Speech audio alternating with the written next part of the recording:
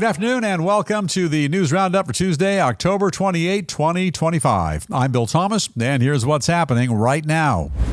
A congressional committee urges the Justice Department to investigate every executive action taken by former President Joe Biden, and we'll tell you why. The latest poll from New Hampshire reveals a surprising new leader in the race to become the Democratic candidate for president in 2028. And experts are warning that Chinese leader Xi Jinping's job may be in serious jeopardy as tensions boil over and rise to the surface within China's failing Communist Party. Also, why the fragile ceasefire in the Middle East is right now on the verge of collapsing. And this, a decommissioned U.S. Air Force station on prime beachfront property hits the open market in California. But it comes with a bit of a catch, and we'll tell you all about it. All this and much more coming up right now on the Big Roundup.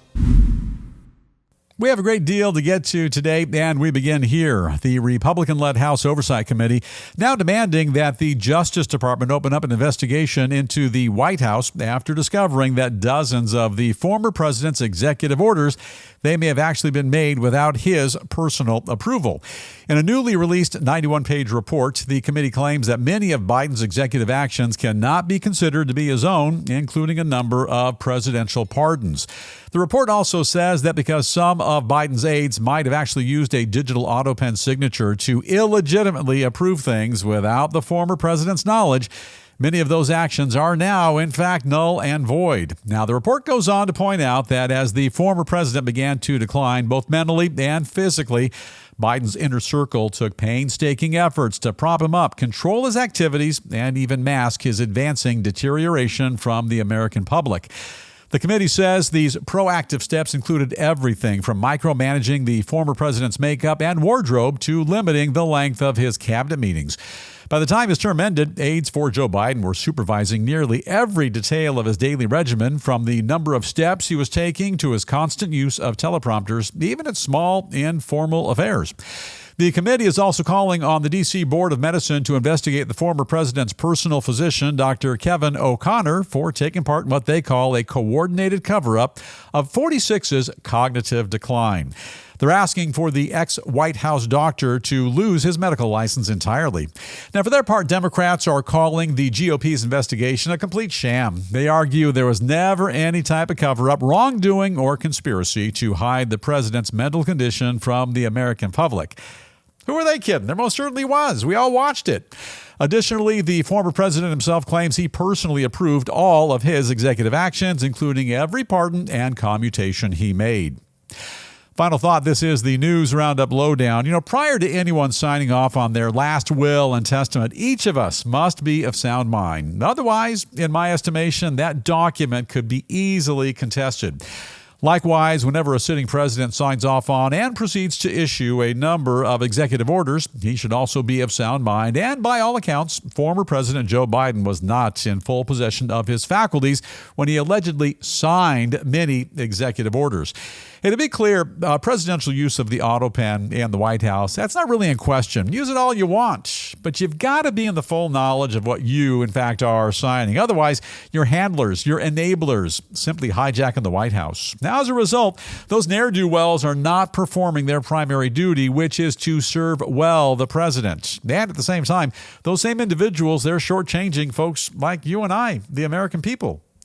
By the way, we're being gentle with this story because right now, 46, as you may know, going through a brutally complicated time, bravely fighting his battle with prostate cancer. Nevertheless, as a country, we need to know that critical decisions being made and signed off on by the President of the United States are in fact being signed with the full authority of the President. Also, in the interest of full disclosure, perhaps those critical executive orders signatures should be done on camera, by hand, and in front of the American people. Save the Autopen for signing autographs and goofy junk like that. Drop us a note, tell us what you're thinking, and we're at newsroundupwithbill@gmail.com. Producer Davey and I, we're both up in arms about this Autopen nonsense. It is nonsense. And Davey, to the email bag we go. What are folks saying today? Okay, Bill, we start with Lauren from Sonoma, California.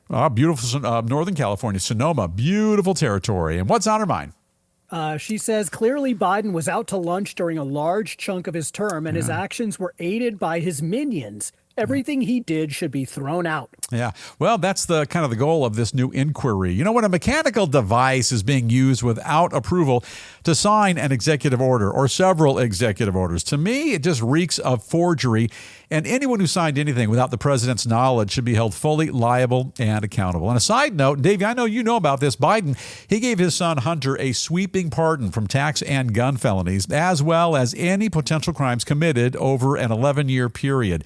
They say he signed that one by hand, but this one sounds actually a little bit worse. It feels like favoritism or nepotism or one of the bad isms. I don't like that. Dave, you don't like isms, do you? No, Bill, I'm against all isms. I'm against all isms as well. All right, switch things up here just a bit and shift our focus from the past leader of the Democratic Party to their very best hope for the future.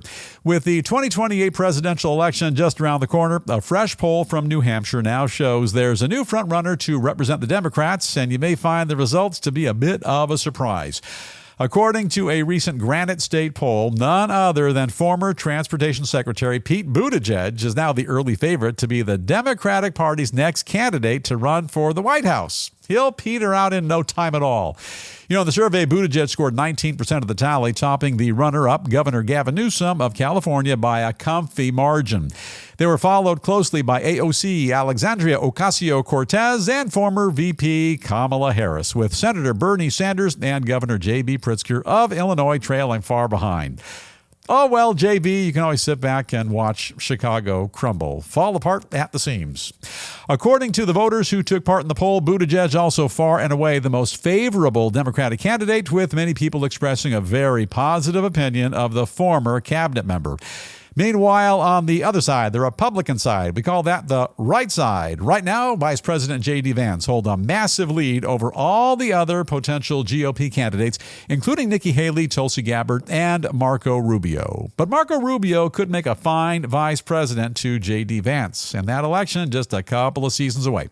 Hey, to refresh your memory, New Hampshire has traditionally been the very first state to hold both the Democratic and Republican primaries, often making it a key bellwether for those critical national races.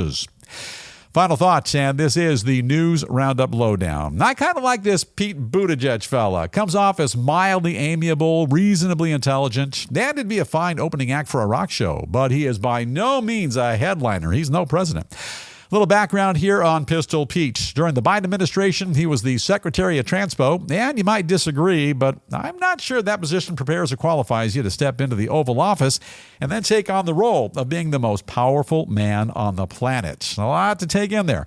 You know, prior to his secretary duties, he was the mayor of South Bend, Indiana. That's another job that looks sort of kind of fancy on a resume, but look, let's be honest. Mayors are mayors and presidents are presidents. It's kind of a lofty jump. You know, in certain circles, he's widely admired for being an ardent supporter of DEI initiatives. But if you follow that racket, DEI, that's as popular today as Susan B. Anthony $1 coins and Blockbuster video stores. Davey, when's the last time you went to a Blockbuster video store? I'd say that was probably about 1993, Bill. Yeah, yesterday's news. And those Susan B. Anthony dollars, they look like goofy quarters. And the good news for young Peter is that right now he is polling well ahead of California's governor, Navin Gruesome. He leaves AOC in the dust, and cackling Kamala Harris doesn't even stand a chance in 2028 or anywhere beyond. All right, chime in now with your thoughts or your comments on the guy who thinks he's got what it takes to be president of the United States of America. Who is he kidding? Hey, we're at newsroundupwithbill@gmail.com. Davey, the email bag, it's all you. Who's up first? Okay, Bill, we got Monica from Salt Lake City checking in. Hiya, Monica. She says Buttigieg might be a nice guy, but he's just not qualified to be head of the PTA, much less president. Yeah, maybe postmaster general or PTA, yeah, perhaps. But president, absolutely not. You're spot on. And Davey, one more. Who's up? Okay, Bill, we got Nancy checking in with us today from New Haven, Connecticut. Nancy, welcome to the program. State your business. She says, I speak for many when I say that the worst Democrat is a better choice than anyone in the current Republican Party, which is leading our country to ruin. The Republican Party is doing an outstanding job. You can have any Democrat you want. But look, of all the Democrats who want their shot at the White House, I'll say this. He is absolutely the least worst of the bunch. That's kind of a compliment. And I would take him over any of the others. However, in a couple of years when he's on the debate stage with J.D. Vance, Young Peter, he's going to find himself outwitted, outsmarted, outmaneuvered, and perhaps even sent back to secretarial school. On account, Davey, he was once upon a time the Secretary of Transportation. You know, secretarying is one thing, and presidenting, that's quite another. He's batting way out of his league. All right, moving along now, we're going to change things up just a bit and turn our attention to some troubling news coming out of China concerning the communist regime's supreme leader, Xi Jinping. Experts now say that Xi is definitely on his way out and that his days in power definitely numbered following the Chinese Communist Party's recent closed-door gathering in Beijing.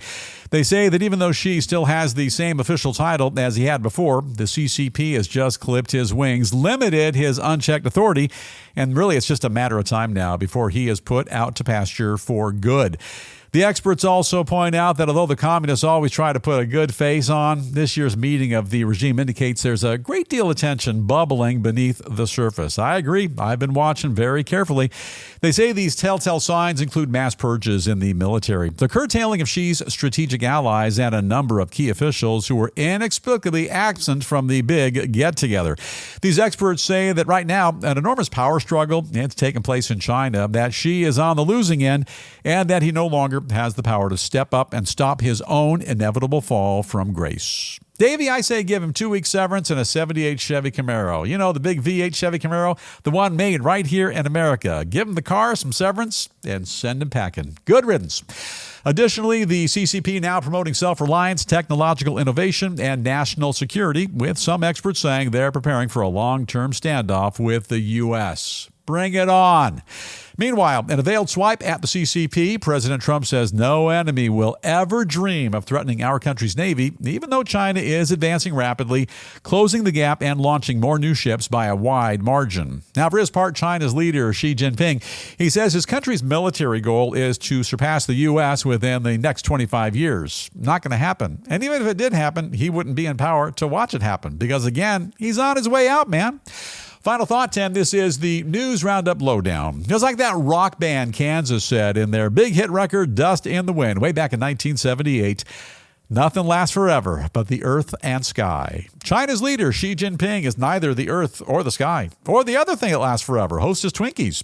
He won't last forever. His time will come. History and the people of China, they're going to hold him accountable for all that he's done. And perhaps China will, at some point, become a free nation. Look, pay very close attention to all that's happening in China right now, with particular regard to the changes recently made with high-ranking military figures who were given their marching papers. You know, those individuals, they were part of Xi's inner circle, and if he didn't call the shots, you got to stop and think who did and why. China's many human rights abuses, widely known, their association with Russia makes them complicit, in my mind, in Vladimir Putin's war crimes. And the U.S. finally has a president who is literally forcing China into making respectable trade deals. We're not their punching bag anymore. This must be a tough time to be a communist nation dictator. We feel for you. President Xi cannot and will not last forever, and on its current trajectory, neither can China. Our producer Davey, anybody commenting on that fool? Yeah, Bill, we've got somebody here from Dallas, Texas, a guy named Curtis. Hello, Curtis. And he says the evil CCP will just replace Xi with the next puppet, and unfortunately nothing will get better for the good people of China until they're gone forever. Yeah, but it'll be the next puppet. It won't be this puppet, and people are not fond of this puppet, Xi Jinping. Hopefully just a matter of time before the people of China stand united, stand up, speak up, force the collapse of the oppressive Communist Party. Your voice has got to be heard. All right, some additional headlines we're also keeping a very close watch on here in the News Roundup newsroom. And first, the fragile ceasefire in the Middle East. And right now, it's on the verge of collapsing as the Israeli army launches a number of deadly strikes in the Gaza Strip. Those attacks coming after Israel says their forces were fired upon first by Palestinian militants, and with Hamas allegedly failing to live up to their end of the bargain by delivering the remains of fallen Israeli hostages. All right, moving along, and some breaking news a bit closer to home. The Pentagon announcing that the U.S. military has just carried out airstrikes on 4 alleged drug-running boats in the eastern Pacific Ocean. Those strikes killing 14 people, leaving 1 survivor, as the Trump administration's campaign against drug trafficking shows no signs of slowing down anytime soon. You know, bottom line is those who would try and poison the U.S. now with their deadly drugs officially on notice. This administration means business. Also, more news concerning the government shutdown. The delivery platform DoorDash. We've all used DoorDash a time or two, announcing plans to pick up some of the slack by delivering 1 million free meals from food banks to needy American families who are on the brink of losing their food stamps due to the funding shortage. You know, the Democrats, they won't feed the needy, but DoorDash will. Thank you, DoorDash. And shame on you, Chuck Schumer. Open up the government. Racing along to the world of business and taking a quick glance at a couple of stories currently making waves in finance, in trade, and more. Now, this is a big deal. Amazon says they're cutting nearly 14,000 corporate jobs as the online retail giant looks to trim the payroll and spend the savings on the development of artificial intelligence. They call that one AI. Moving along to another company that's also slashing their workforce as well. Yeah, UPS announcing that this year alone, they've already cut 48,000 positions as part of a sweeping push to reduce their overhead. And as we look forward to the holidays, department store giant Neiman Marcus is now releasing their annual Christmas catalog, which is legendary for offering customers like you and I a number of outrageously expensive items. Some of the items included in this year's edition: a custom-made saddle going for $47,000, an engraved egg stuffed with silverware, which can be yours for a meager 200,000 clams, and a personal portrait session with famous photographer Annie Leibovitz, which is a bargain at just $500,000. Did I read that right, Davey? Producer Davey, $500,000? That's correct, Bill. $500,000. So this Anakin's girl comes to your house with an iPhone camera and takes your picture and charges you $500,000? That's correct, Bill. But no, she's got amazing equipment. Annie Leibovitz is one of the most well-known and renowned photographers in the entire world, Bill. Well, she's going to take my picture. She should pay me $500,000. I ain't paying her no $500,000 for a photo. Come on. And now it is time once again for a quick gander at the latter side of news. And today, a former Cold War-era Air Force station sitting on a prime chunk of oceanfront property in California, now hitting the open market. And the entire compound can now be yours for just a few $1,000,000. Now, the dilapidated complex, if we have a shot of that, sits on 34 acres of shoreline located in San Luis Obispo County and comes with an amazing view of the Pacific Ocean, that big, beautiful blue lake. The property also allegedly comes with a bowling alley, an underground bunker, and a 5-bedroom house, and a bunch more. However, many of the buildings on that property kind of in disrepair, falling apart at the seams, and also stuffed with harmful asbestos, requiring costly overhaul before you can safely kind of string up your hammock, kick off your shoes, crank up the Beach Boys, and enjoy the peaceful surroundings. It's all good till the asbestos part.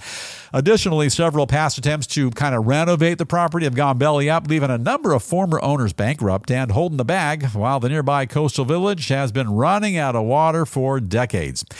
So, you know, Cambria, it's a small beach community about halfway between San Francisco and Los Angeles. And I've been to that region a number of times. Absolutely heavenly. But as with any seaside community, besides the shortage of water, it's horribly unaffordable. However, there's a chunk of property with an ocean view for $3.2 million, and it's not a tiny quarter-acre lot. It's a real deal. This is 34 screaming acres. You get some incredible views, that fabulous ocean breeze, and think of it, your very own military-industrial complex at the beach. What's not to like? Now, there is a speck or two of asbestos, as we pointed out, but for only 3.2 million clams, you get your very own war room. Dave, you ever had your very own war room? No, I don't think I have, but I was married once, Bill. Yeah, there's that. All right. Anyway, I want it. Producer Davey, please put the bid in, and who knows, in a few weeks, you and I, Engineer Jamie as well, we may be news rounduping in military fatigues in Cambria, California, our very own Air Force station. I like this. Tell us what you're thinking. You can buy this one and kind of own the world, or for the same $3.2 million, you can get a fixer-upper in a bad part of L.A. Hit us up. We're at newsroundupwithbill@gmail.com. Davey, it's all you. Who we turn to? Okay, Bill, we start with Marv, the real estate guy from West Palm Beach, Florida. All right, give us your 3% since you always charge us 3%, Marv. What's on your mind? He says that air station is on a great piece of land, but it's a rat's nest, and it's going to cost more to clean it up than it is to buy it in the first place. When you toss in the local officials, what you're buying is a headache. Yeah, it does sound like a bit of a headache. On the other hand, you buy 34 acres for $3.2 million with an ocean view. Seems to me some developers with a good chunk of cash would buy that property, level it, build up on it, and I think you'd make millions and millions. But I'm no real estate guy. I just see what I see, and I've always wanted to live at the beach. Appreciate you checking in, and who's up next? Okay, Bill, we've got Debbie checking in with us from Muskegon Heights, Michigan. Hi, Debbie. What's cooking in Muskegon Heights, Michigan? No Cambria, California, but Muskegon Heights. I've heard some good things about it. Well, Bill, she's got a question for you here. Sure. She says, Bill, if you owned that former air station, what would you do with it? I think I'd like to tear it all down and bring in some developers, build up some beautiful apartment complexes or condominium complexes. I know you can make a ton of dough if you can pull that off. Unfortunately, and last I checked, Cambria is beautiful, but there is a water moratorium, which is kind of a disguised slow growth initiative in Cambria. So even if you bought that property and developed it, good luck building something. Good luck even moving in, taking a shower, or washing your car. Getting water might not be possible in the very near future. But then again, Davey, I've always said that water is highly overrated. Isn't 7-Up the same color as water? Could you just use 7-Up and live off that instead of water? No, Bill. I mean, they're the same color, but they do completely different things. I don't think you could take a shower in 7-Up. Yeah, it might be kind of sticky. And now it is time for us to call it a wrap on the Tuesday edition of the Big News Roundup. And before we go, as we do each and every day right here on this program, we'd like to share with you a very notable and heartfelt quote. And these thought-provoking words come to us today from F. Scott Fitzgerald, who said, "There are no second acts in American lives." Well, it's not exactly true, Davey. In his later years, this F. Murray Abraham guy became a great movie star. Great actor. Didn't you know that? What are you talking about, Bill? F. Murray Abraham is an actor. F. Scott Fitzgerald is a writer. Oh, well, you can see my confusion because there's only two guys in the world whose first name is F, so you can kind of understand how I got mildly confused there. Fitzgerald was a well-known, as they say, American writer, widely considered to be one of our country's greatest 20th century authors. Many people think his classic, The Great Gatsby, one of the greatest novels of all time. And now it is time, speaking of time, to scoot on out. But before we do, don't forget the News Roundup motto. Ask not what your podcast can do for you. Ask what you can do for your podcast. For example, all you have to do is hit some button. I never know where to look. I'll just take a stab in the dark. Right there. Hit subscribe. That way you'll never miss a single episode of the News Roundup. Now our time is officially up, so have an awesome day today. Please stay safe. Let's all continue to watch out for one another. And with that, I'll ask my dear friend, Engineer Jamie, to gently dim the lights. In time, we're going to fade to black, and we'll see you right back here tomorrow afternoon. And Davey, just clarification, this F. Murray Abraham and F. Scott Fitzgerald, those are actually two different actors, is what you said? I can't believe you don't know they're two different people. F. Murray Abraham won an Oscar for Amadeus, Bill, and F. Scott Fitzgerald has written Tender is the Night and The Great Gatsby and The Last Tycoon and so many other great... I don't understand where you're coming from. What planet are you living on, Bill?